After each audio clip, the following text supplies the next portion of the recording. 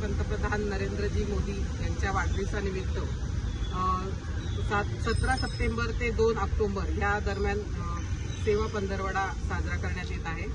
त्या अनुषंगाने आज 8 आणि 7 म्हणजे जुनं कल्याण आणि मध्य कल्याण यांच्या वतीने सेवा पंधरवडा दरम्यान वृक्षारोपण आणि एक पेड माँ के नाम हे 2 कार्यक्रम घेण्यात आले आणि नरेंद्रभाई मोदींना स्वच्छता अभियानाद्वारे आम्ही त्यांना एक प्रकारची त्यांच्या वाढदिवसानिमित्त एक भेट, कारण त्यांचं म्हणणं आहे की स्वच्छता आणि देशाचं भविष्य हे एकच हे आहे, कारण आपण जेवढा आपला देश स्वच्छ ठेवू तेवढं आपलं भविष्य अजून चांगलं होईल।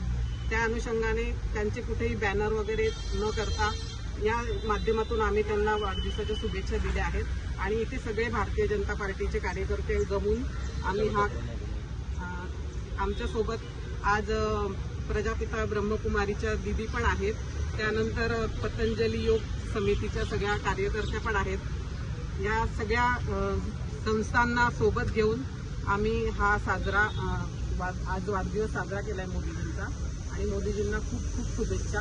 त्यांना आज देशाचे लाडके पंतप्रधान आदरणीय नरेंद्रभाई मोदीजींचा वाढदिवसाच्या निमित्ताने कल्याण पश्चिमच्या वतीने मोदीजींना कोटी कोटी शुभेच्छा।